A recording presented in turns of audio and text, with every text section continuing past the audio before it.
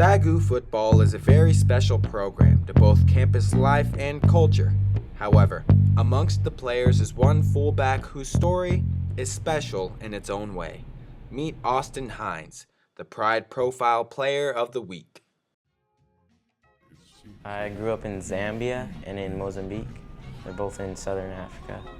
I lived there from the time I was 6 till my junior year in high school.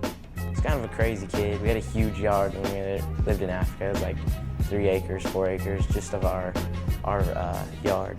And so we had a little three-wheeler that we'd ride around, and we'd like build jumps for it and stuff. And we just lived the life, climb trees, get dirty, stuff like that.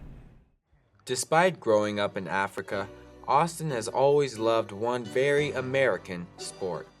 He's always loved football. He's always wanted to play football, so I think that it's just an opportunity for him to let out his passion and whatnot in a different form. My dad always loved football, and so that kind of rubbed off on me. In my 5th grade year and 6th grade year, I was here in the States, and I got to play, and I just kind of learned to like it and played a little bit. And some of the embassy kids, we would have a pickup game of just like, throwing the ball around and stuff, but never really got to play much. I played more like soccer and just like African sports. Little did Austin know his love for football would open up doors to a college that is no stranger to his family. Well, I knew about SAGU because my parents went to school here.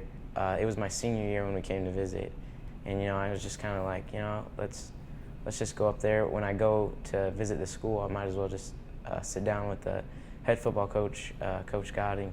When I, was on campus, it just felt right. It felt like the place I needed to be, and I was comfortable with it. And so, that was just, God made it real easy on me.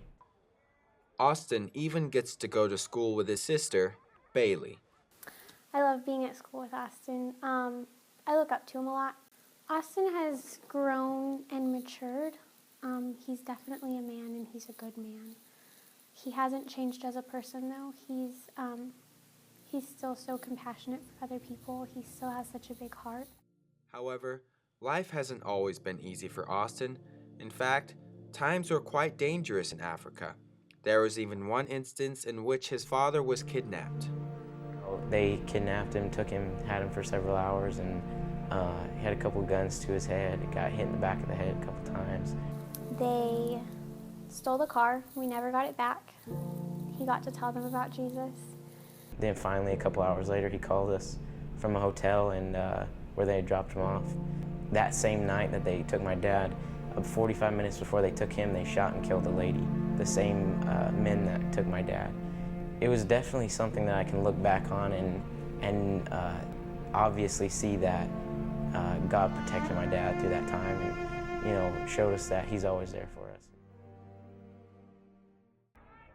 Despite all of the things Austin has gone through, he still keeps his sights on the future and his calling from God.